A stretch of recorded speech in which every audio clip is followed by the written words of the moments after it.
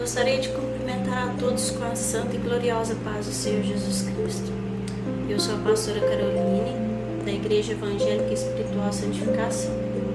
O objetivo deste canal é ajudar a desmistificar o mundo espiritual para todas as pessoas que tenham esse interesse, de qualquer religião.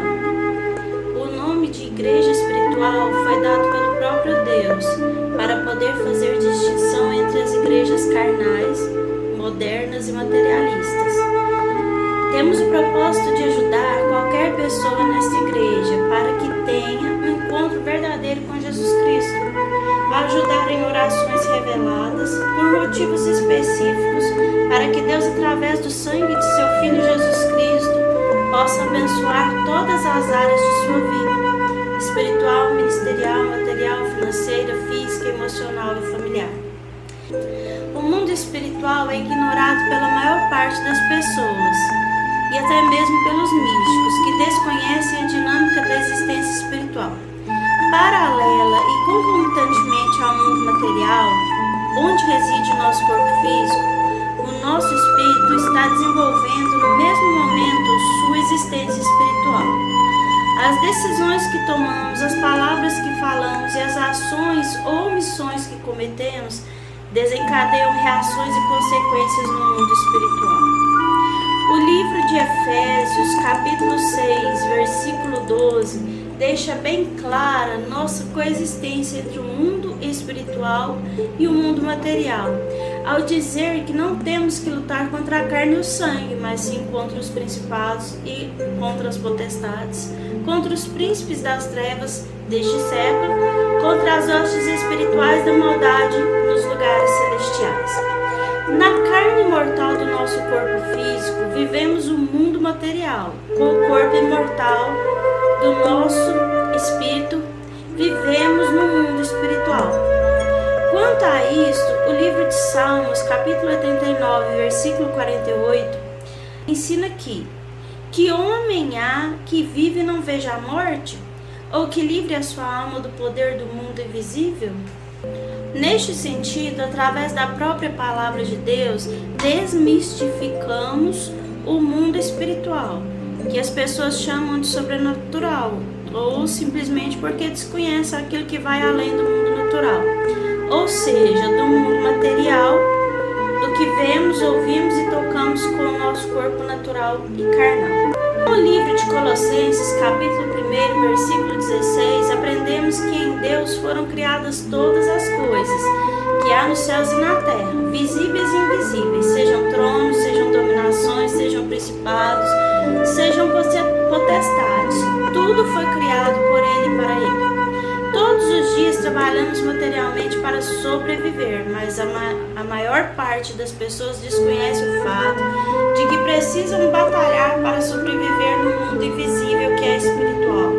Lutamos espiritualmente, mesmo sem saber enxergar, inconscientemente até. Todos os dias contra os seres malignos que também são invisíveis, para sermos abençoados e termos uma vida melhor nesta terra. Porém, o mesmo capítulo 6 do livro de Efésios, versículos 10 a 18, nos ensina a viver e a batalhar no mundo espiritual, nos dizendo: fortalecei-vos no Senhor e na força do seu poder, revesti-vos de toda a armadura de Deus para que possais estar firmes contra as astutas ciladas do diabo, porque não temos que lutar contra a carne e o sangue, mas sim contra os principados, contra as potestades, contra os príncipes das trevas deste século, contra as hostes espirituais da maldade nos lugares celestiais. Portanto, tomai toda a armadura de Deus, para que possais resistir no dia mau. E havendo feito tudo, ficar firmes. Estai, pois, firmes, tendo cingidos os vossos lombos com a verdade, e vestida a couraça da justiça, e calçados os vossos lombos com a verdade, e vestida a couraça da justiça, e calçados os pés na preparação do evangelho da paz, tomando sobretudo o escudo da fé, com o qual podereis apagar todos os dardos inflamados do maligno. Tomai também o capacete da salvação e a espada do Espírito, que é a palavra de Deus, orando em todo tempo com toda oração e súplica no Espírito, e vigiando nisso com toda perseverança e súplica por todos os santos. Já a segunda carta aos Coríntios, capítulo 10, versículos 3 a 5, deixa bem clara essa noção de vida espiritual e vida carnal ou material, em coexistência, ao dizer que andando na carne não militamos segundo a carne, porque as armas da nossa milícia não são carnais, mas sim poderosas em Deus para a destruição das fortalezas, destruindo os conselhos e toda altivez que se levanta contra o conhecimento de Deus, e levando cativo todo o entendimento à obediência de Cristo. O Evangelho moderno tem relativizado essa coexistência do corpo e do espírito, e estão enfatizando cada vez mais que a prosperidade financeira é sinônimo de uma vida abençoada, o que é uma inverdade. Quanto à prosperidade, Jesus nos ensina no Evangelho de Mateus, capítulo 6, versículos 31 a 34, que não devemos andar ansiosos, dizendo que havemos de comer ou que havemos de beber, ou com o que nos havemos de vestir, pois os gentios é que procuram todas essas coisas, porque vosso Pai Celestial sabe que precisais de todas elas, mas buscai primeiramente o seu reino e a sua justiça, e todas estas coisas vos serão acrescentadas. Não andeis, pois, ansiosos pelo dia de amanhã, porque o dia de amanhã a si mesmo trará o seu cuidado. Ao dia bastam seus próprios males. Quantas pessoas ávidas por acumulação de riquezas, Deus diz no Evangelho de Lucas, capítulo 12, versículos 15 a 21. Acautelai-vos e guardai-vos da avareza, porque a vida de qualquer não consiste na abundância do que possui.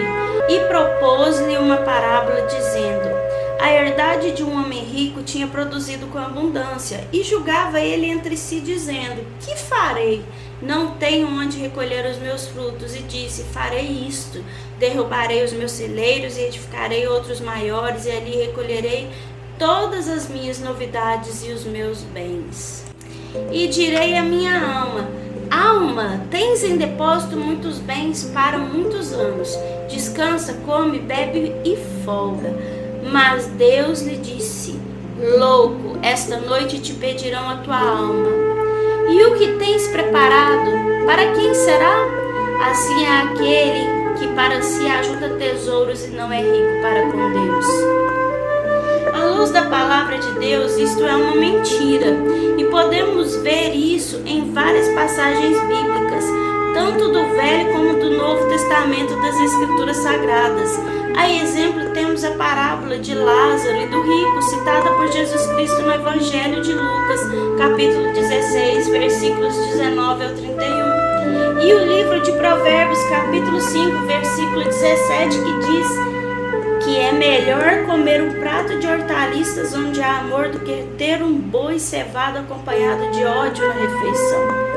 Por fim, as igrejas têm deixado de pregar sobre salvação, arrependimento, obediência, conversão, a volta de Jesus e sobre o arrebatamento. Conforme o Evangelho de João, capítulo 3, versículo 17, Jesus veio ao mundo para que o mundo fosse salvo por ele. Mas a modernidade introduziu na mente humana que Deus existe por nossa causa, para satisfazer nossas necessidades e desejos, o que é outra inverdade, porque o livro de Isaías, capítulo 43, versículo 21, contradiz esta teologia moderna, este evangelho maldito, ao dizer que a esse povo que formei para mim, o meu louvor relatarão. Deus nos deu uma vida de presente, mas não uma vida sem propósito. Podemos desfrutar da vida e de tudo que Deus nos dá, mas não podemos fugir do motivo da nossa criação, que é a adoração a Deus. Além do motivo primordial de nossa existência, que é a adoração ao nome de Deus, após nossa salvação e conversão, Jesus nos incumbiu da responsabilidade de sermos suas testemunhas, com a intenção altruísta de espalhar e repartir a salvação por toda a humanidade. Assim, no Evangelho de Lucas, capítulo 10, versículo 19, Jesus nos deu poder para pisar serpentes e escorpiões e toda a força do inimigo, para que nada nos fizesse dano algum. Complementarmente, no livro de Atos dos Apóstolos, capítulo 1, versículo 8, as Escrituras Sagradas afirmam que Jesus disse: recebereis o poder ao descer sobre vós o Espírito Santo, e sereis minhas testemunhas tanto em Jerusalém como em toda a Judéia e Samaria e até os confins da terra. Já em Lucas capítulo 9, versículos 1 a 2, Jesus convoca os seus 12 discípulos a dar-lhes virtude e poder sobre todos os demônios para curar enfermidades, ordenando-os a pregar o reino de Deus e a curar os enfermos. Isto é uma vida, ou melhor, uma existência material ou carnal e uma existência ou coexistência espiritual com propósito. O propósito de cumprir nossas funções materiais e espirituais para ao final herdar a vida eterna, como Jesus disse ao apóstolo João, relatado no livro de Apocalipse, capítulo 2, versículo 10. Sê fiel até a morte, dar-te-ei a coroa da vida. Mas, para alcançarmos a coroa da vida eterna, é necessário vigiar e orar, para que não entremos em tentação, porque na verdade o espírito está pronto, mas a carne é fraca, conforme ensina o livro de Mateus, capítulo 26, versículo 41. Quanto à vida eterna, é preciso compreender o que diz a palavra de Deus na primeira epístola aos Tessalonicenses, capítulo 4, versículos 14 a 17. Porque se cremos que Jesus morreu e ressuscitou, assim também aos que em Jesus dormem, Deus os tornará a trazer com ele. Dizemos-vos, pois isto pela palavra do Senhor, que nós, os que ficarmos vivos para a vinda do Senhor, não precederemos os que dormem, ou seja, os que já morreram, porque o mesmo Senhor descerá do céu com alarido e com voz de arcanjo e com trombeta de Deus, e os que morreram em Cristo Jesus ressuscitarão primeiro. Depois nós, os que ficarmos vivos, seremos arrebatados juntamente com eles nas nuvens, a encontrar o Senhor nos ares, e assim estaremos sempre com o Senhor. Precisamos despertar para a volta de Jesus, porque isto não é uma fábula, como essa nova teologia nos quer fazer acreditar. Jesus voltará para julgar a todos de acordo com nossas palavras e ações. A teologia moderna retirou Deus e colocou o homem no centro da criação. Deixou de pregar a verdade e de proclamar a volta de Jesus, bem como a necessidade de preparação para a sua volta. A volta de Jesus é real e devemos estar preparados.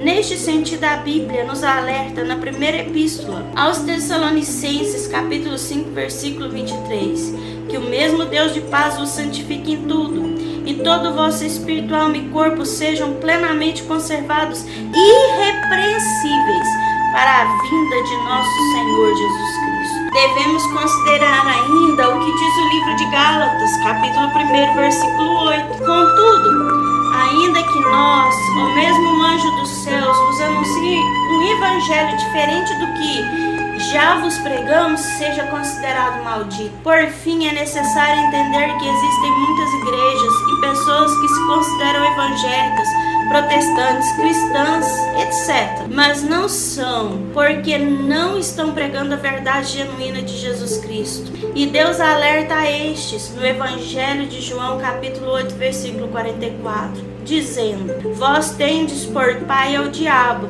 e quereis satisfazer os desejos de vosso pai.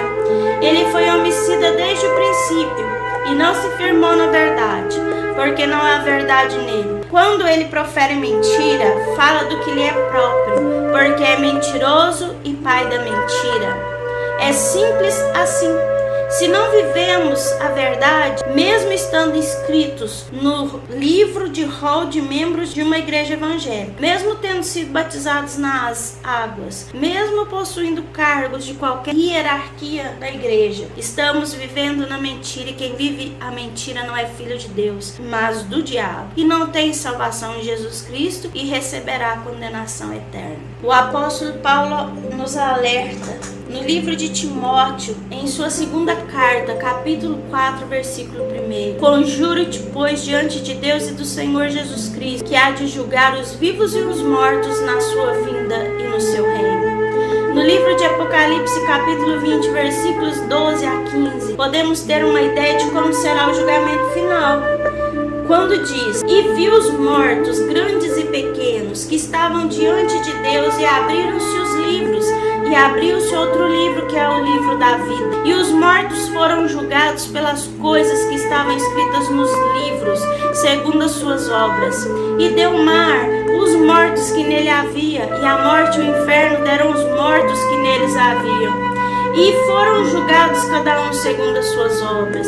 E a morte e o inferno foram lançados no lago de fogo. Esta é a segunda morte. E aquele que não foi achado escrito no livro da vida foi lançado no lago de fogo. Depois de todas estas explicações, estamos aptos a compreender como viver espiritualmente. A partir de agora, irei auxiliar a todos que desejarem a viver espiritualmente e a alcançar a vida eterna.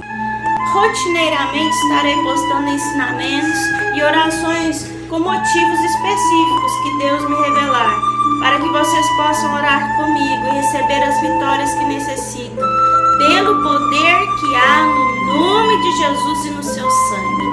Um forte abraço a todos e fiquem na paz do Salvador Jesus Cristo.